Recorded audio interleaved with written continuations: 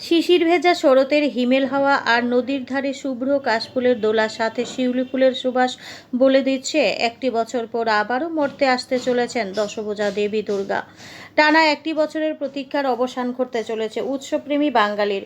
চারিদিকে এখন জোর গতিতে চলছে দেবী বরণের প্রস্তুতি। নানান জায়গার সাথে সমগ্র ত্রিপুরা জুড়ে উদ্যোক্তাদের মধ্যে পরিলক্ষিত হচ্ছে ব্যস্ততার ধুম। রাজ্যের বিভিন্ন প্রান্তের সাথে 59 জেলার কুমারঘাটেও ব্যস্ততার ছবি পুজো উদ্যোক্তাদের মধ্যে। মহকুমায় প্রতি বছরই ছোট বড় এবং মাঝারি বাজেটের বেশ কয়েকটি পুজো হয়ে থাকে। তার মধ্যে বরাবরই বিগ বাজেটের পুজোর আয়োজনে সামিল হয় শহরের প্রাচীন বনেদি ক্লাব দেশবন্ধু চিত্তরঞ্জনের সদস্যরা। প্রতি বছরই বড় বাজেটে বিভিন্ন থিমের উপর প্যান্ডেল তৈরি করে দর্শনার্থীদের আকর্ষিত করেন এই ক্লাবের কর্মকর্তারা। এবারও তথৈবচ। এবছর ক্লাবের 44তম পুজোর আয়োজন। কারুশিল্পে ময়ূর হংসরাজ থিম নিয়ে এবছরের আয়োজনে ব্রতী হয়েছেন দেশবন্ধু চিত্তরঞ্জন। নবদ্বীপের শিল্পীদের দ্বারা একটু একটু করে যেমন মাথা তুলে দাঁড়াচ্ছে সুবিশাল প্যান্ডেল, তেমনি মৃন্ময়ী মাকে চিন্ময়ী রূপে ফুটিয়ে তুলতে অবিরাম কাজ চালিয়ে যাচ্ছেন নবদ্বীপ থেকে আসা মৃৎশিল্পীরা। নবদ্বীপের আলোকশিল্পীদের দ্বারাই আলোকমালায় সেজে উঠবে পুজো মণ্ডপ। ক্লাবের সহ সম্পাদক সুমন দাস জানিয়েছেন, সব মিলিয়ে এবছর ক্লাবের পুজোর বাজেট রাখা হয়েছে 33 লক্ষ টাকা। আমরা কুমারঘাট দেশবন্ধু চিত্তরঞ্জন ক্লাব, আমাদের বাজেট এবছরে প্রায় ধরে নেয়ার অ্যাবাউট 33 লক্ষ টাকা। আর আমাদের পুজো তো প্রত্যেক বছর নেই, আমাদের পুজো মণ্ডপ এবং মূর্তির কারিগর সবাই ওনারা নবদ্বীপ থেকে আসেন।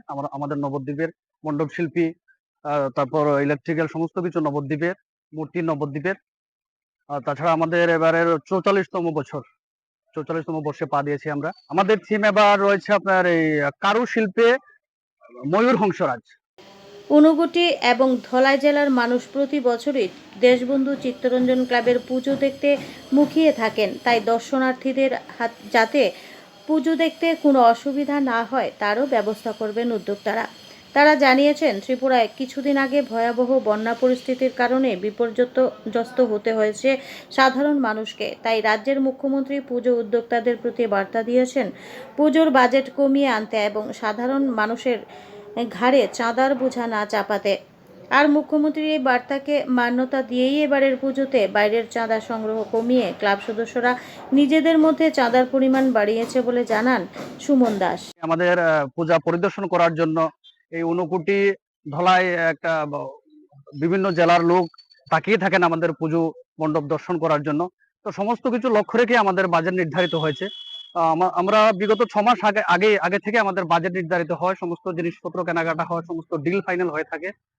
তো তারপর কিছুদিন একটা প্রতিকূলতার মধ্যে আমরা রয়েছি, কারণ কিছুদিন পূর্বে একটা প্রাকৃতিক দুর্যোগ, দ্যাট মিনস আমাদের যে বন্যা পরিস্থিতির কারণে এই ত্রিপুরা রাজ্যে একটা ক্ষয়ক্ষতির পরিস্থিতির শিকার হয়েছেন অনেকেই। তো সেই উদ্দেশ্যে মাননীয় মুখ্যমন্ত্রী কিছুদিন পূর্বে একটি বার্তা দিয়েছেন প্রত্যেক ক্লাবের উদ্দেশ্যে, যাতে বাজেটটা কিছু খানিকটা কমিয়ে নিয়ে আসার জন্য। হাতে সময় আর তেমন নেই, তাই দিন রাত এক করে এখন শ্রমিকরা ব্যস্ত মণ্ডপ সজ্জা থেকে মূর্তি তৈরি সহ আনুষঙ্গিক বিভিন্ন কাজে।